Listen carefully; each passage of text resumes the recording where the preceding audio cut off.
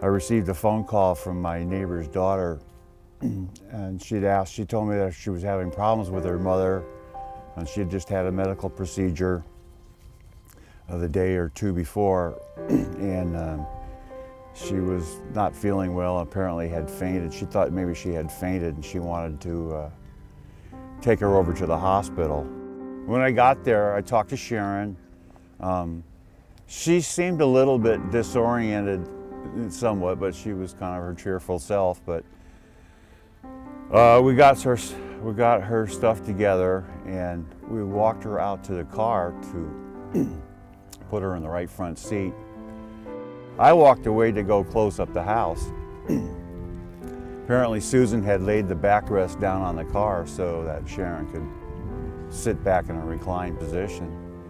And just about the time I got to the front door, I heard Susan and my wife, Margie, start screaming and yelling, calling 911, call 911.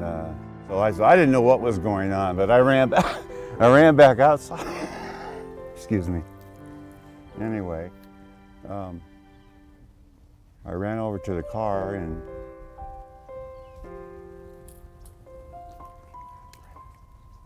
sorry.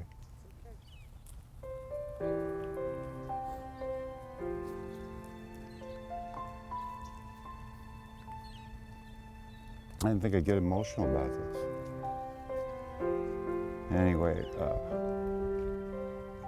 my wife said that Sharon had stopped breathing, so I ran up to the car and she was totally unresponsive.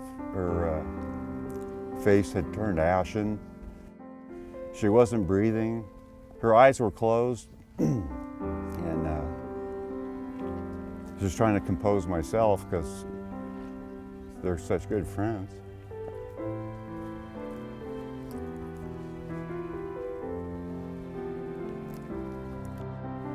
And I pried her, pushed her forehead back and pried her jaw, finally got her jaw open, and I gave her 2 real good breaths, real good, made her chest rise. And then I started to do some compressions, several compressions. And then all of a sudden I heard some guy say, she's breathing, she's breathing. And everybody got real quiet and I listened and Sharon started to breathe. Kind of a shallow snoring sound, and I thought, well, thank God. I think I was very fortunate in that this whole thing happened within literally seconds of, before our eyes, because I've been in this situation before, but it was always too late. I'm just glad we were there. My family is so grateful to Mark. For someone to not only know what to do when there's an emergency, but to be willing to respond, to me that's a measure of a wonderful human being. And Mark ranks right up at the top. And I thank him from the bottom of my heart for that precious gift that he gave me. And I only hope that if the opportunity ever arises, that I am able to do the same and pass that gift forward to someone else. Very humbled by it. My friend Don Campbell, who was a co-worker of mine all these years, nominated me, and I'm grateful for it. Very honored. The reason I nominated Mark for this award is I feel that he was a real hero in the eyes of many of our people that we worked with, and myself and the family that he helped out on this thing.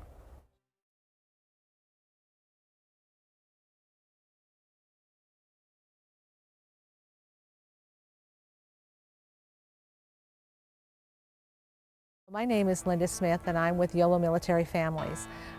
Katie from the Red Cross approached me about an individual serviceman who deserved to be called a hero. Well, that's really hard to pick because they're all heroes.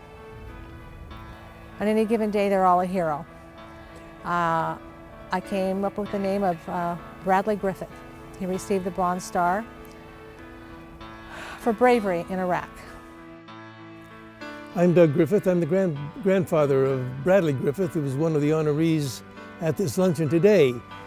He is on duty at Fort Wainwright, unable to attend, and asked me to especially thank Linda Smith and the Military Families Group who nominated him, and to thank the American Red Cross for sponsoring this luncheon. Brad was in Iraq on November 25th of 2006 when his convoy were faced with roadside bombs, the IEDs, and his Humvee was destroyed. He was thrown from the vehicle, momentarily stunned, returned to the vehicle, saw that his sergeant was severely wounded and that two of his comrades were trapped in the vehicle, and he got them out. He attacked the Humvee and got them out, called the medics, did everything that he could for his sergeant, manned the machine gun on top of the Humvee in case this attack was to continue, and then waited for to be removed from the area. First and foremost, I want to thank you guys for honoring the United States military for this event. It means a lot. During my first tour, my vehicle, Humvee, was struck by an improvised explosive device, an IED, in Iraq. And my actions, I pulled my buddies out of the vehicle, and he had wounds to his face and had broken his hand. After that, I had jumped up onto the 50 caliber machine gun, did a functions check to make sure it was still operational, and scanned for a possible enemy triggerman who had detonated the IED. And the actions there had earned me the Bronze Star. Bradley would deny that he has fulfilled the hero's role, and he would redirect your attention to the three men that were injured in this explosion. Lost one of my good buddies that day, and that's another reason why I say it's the men and women that don't get to come home and see their family and friends. I did this for them. It's not me. It's for them. Bradley is a hero, and I'm sure he'd be the first one to tell you that they're all heroes, because they never know when they'll be called upon. And so we thank Bradley and all the rest of them for what they do.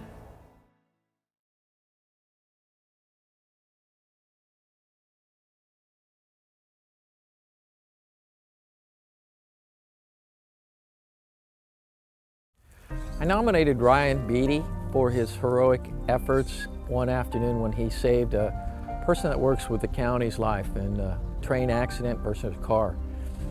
I just did it because there's so many heroes that do things in the world that don't get a good pat on the back or recognized.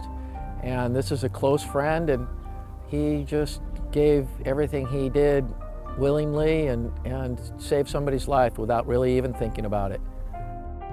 My name's Ryan Beatty, and I'm the general manager of the Davis Athletic Club. And on one day, a few months back, I was driving to work the same as I would, any other day. And I got out to one of the county roads, and I noticed that there was a car that was smashed into a telephone pole. And so at first I thought it had been a previous accident, and I almost turned to go to work at that point. And then I noticed that smoke started coming up from the engine of the car. So I got out of my car and I approached the wrecked vehicle. And there was a man inside that, the car appeared to be, very smashed up, and he, appeared to be very injured, and he was, screaming for help. So I smashed out the window of the car with the, with the remaining piece of the tire iron, and tried to kind of pull him through the window, but his leg was wedged underneath the steering wheel, and so he wouldn't move. And so I ran up to the end of the train and I grabbed the fire extinguisher and I sprinted back. And luckily at that point, a nurse had stopped her car. She was driving by as well, and she stopped. And I kind of poised myself to, put out the fire if it lit up more. And she advised me not to use it yet because in case it, was a larger fire, then I would need the whole fire extinguisher to extinguish the fire. And so I kind of just waited there and waited on the phone and told 911 what was going on, and waited to potentially put out the fire. Luckily, it never it never started up, and CHP was out there a few minutes later, and they took it over from there. You know, I feel very honored to, be receiving such a prestigious award, and, just that anybody would think of, to nominate me as a hero is very humbling, and, I feel very honored.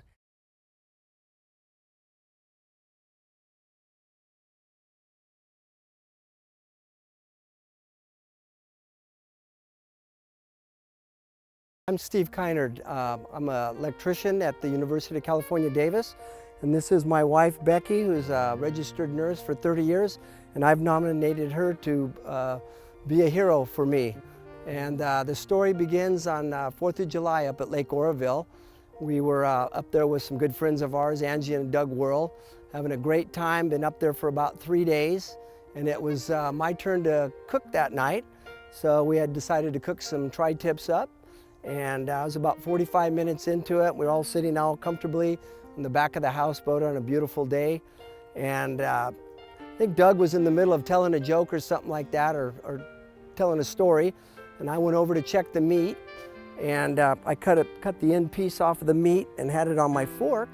And I walked back over, and it was pretty hot, so I was kind of blowing on it.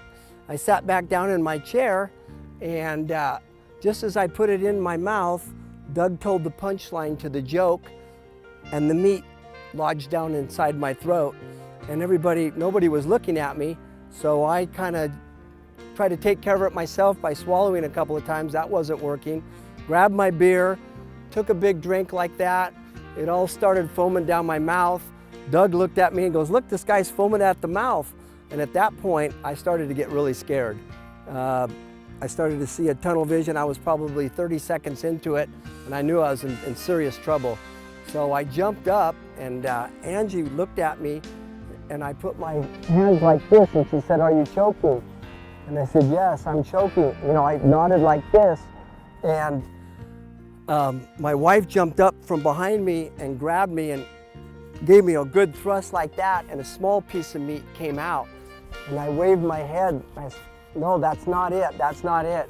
And she reared back and gave me another one with everything she had, and the meat popped out of my mouth about 5 feet in the air, and all the dogs ran for the meat, and everybody's yelling, "No, no, no, no, no."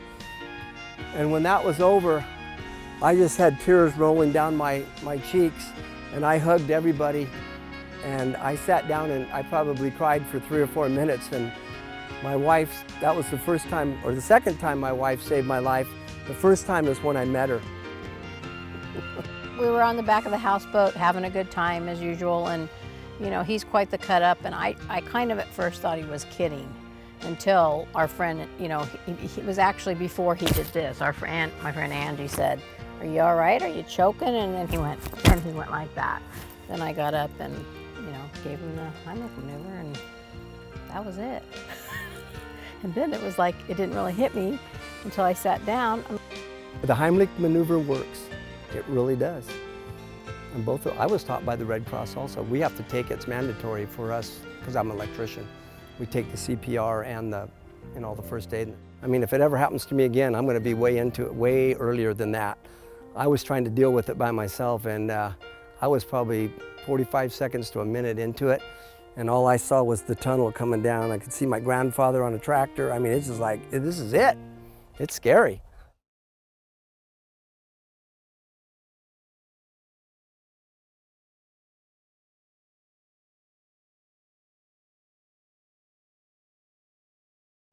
Hello, my name is Linda Smith, and I guess I call myself the facilitator for military families, Yolo military families.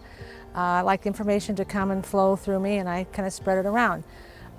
When Katie from the Red Cross, we were discussing nominations for this year's Heroes Banquet, and I thought about Ron and Ginger, because they were an example of individuals in the community that stepped up. They have had 30 years of being a military family. That's difficult, especially when you have a large number of people in your family that are being deployed and coming and going. We've been with the military group family for 4 years, I believe now. We have, I should say, 4 sons, 2 of them in the service. One spent 30 years, one just his regular time in the Army. We have several grandchildren. Aaron Welch is in Afghanistan now. He's had 3 tours in Iraq, and now he's in Afghanistan. We have a grandnephew that was injured by an IED. We have another grandson who's now retired, and he was also injured. But they're all still alive, and that's the best part. Our son, Troy, he was working at the Pentagon his last few years of his service at 30 years. And he was Command Sergeant Major of South Korea. And so when he took the position with General Dunwoody, he had to lose his command. But he wanted the job, and he's good at it. It was the logistics. And so when he was retired, General Dunwoody took us all into a special room, and she said, Troy knows nothing about this. So when he came in, she unveiled his picture, and he's the very first Command Sergeant Major to do this, and he paved the way for the rest of the Command Sergeant Majors to not lose their command, to go in. So his picture will hang in the Pentagon forever. He'll be the first one to do that. We want to thank Linda Smith and the group for this honor, and she's a real hero. Yeah, she is a machine as far as getting this thing going. And she could use a lot more help than she gets.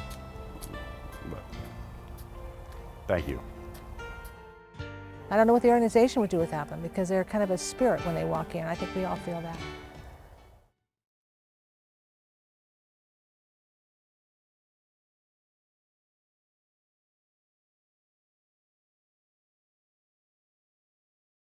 I'm the owner of a mother and baby source, which is a maternity store, and I try to provide to the community services and classes that best suit new parents.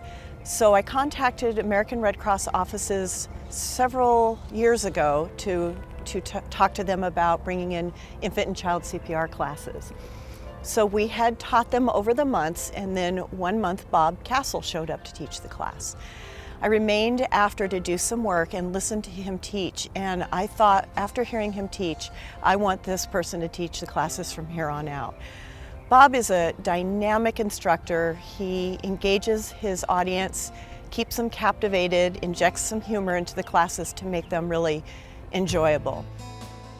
Well, I'm Bob Castle, and I've been nominated as an educational hero for the American Red Cross, and I'm quite honored by it. I've been teaching on and off for the Red Cross since 1975. I recently retired from Yochadihi Fire Department up the Rumsey Rancheria up at Cache Creek Casino. I was asked to take over a class at the Esparto High School, teaching their first responder program and their fire tech. So I got my certification back freshened up and started teaching that, which they also asked me to start teaching CPR, so I started teaching that, and one thing led to another, and pretty soon I was teaching pretty regular for the Red Cross. I still teach up at the Esparto High School every day, and I run the Fire Academy for Woodland Community College, and I do a lot of the challenge for the CPR professional responder.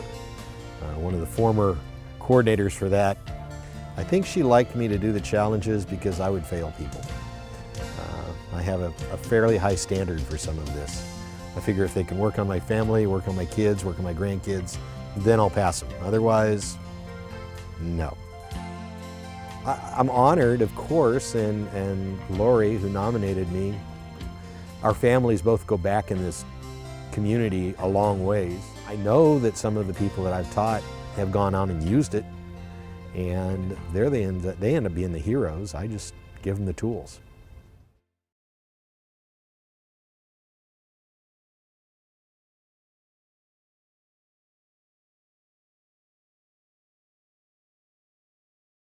Hi, my name's Steve Harris. I'm the owner-manager of the Cross Court Athletic Club, and I'm going to tell you about an extraordinary day in January where the forces came together.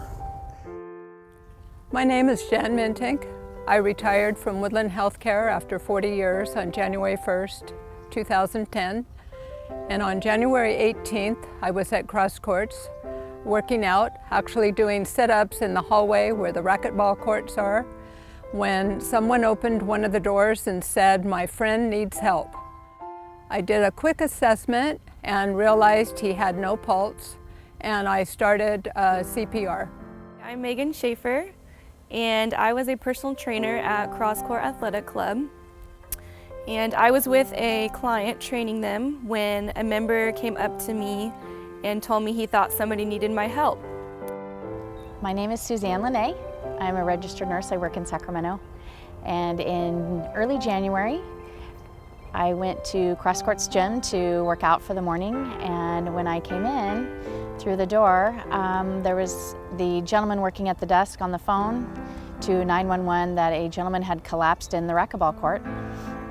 So I asked if they needed some help. So I ran as fast as I could to the AED machine, ran back to Juan, and by the time I got there, Jan and Suzanne were already there, and they were both performing the CPR. We continued CPR until it was ready and set up. Suzanne put it on him. It said to deliver a shock, which we did. I immediately went back closer to him and felt for his carotid pulse, and he had one. I've never been so happy in all my life to hear somebody moan. So to be in the outside, to be in a situation at the gym where this AED is available and have to use it for the very first time with no support, no doctors around, no physical therapist, no respiratory therapist, it was so great. And the fact that anybody can use this. Anybody can get CPR trained, can learn how to do chest compressions, can learn how to do a mouth-to-mouth, but with the AED, it tells you exactly what to do. I play handball every day in the morning.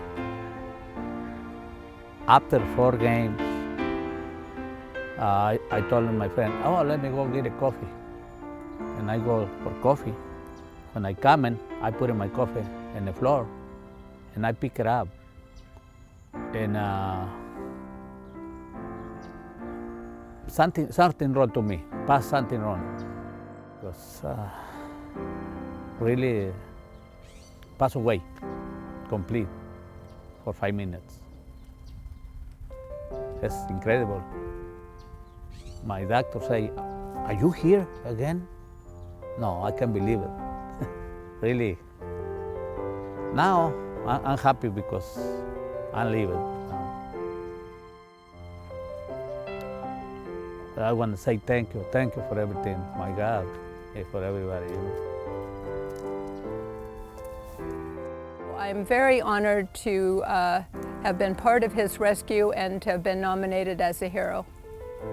It's a tremendous honor to have been nominated for this. I certainly don't feel like a hero at all. This is something I do on a day-to-day basis. I do it for a living, and so it's just natural instinct that you would jump in and help somebody.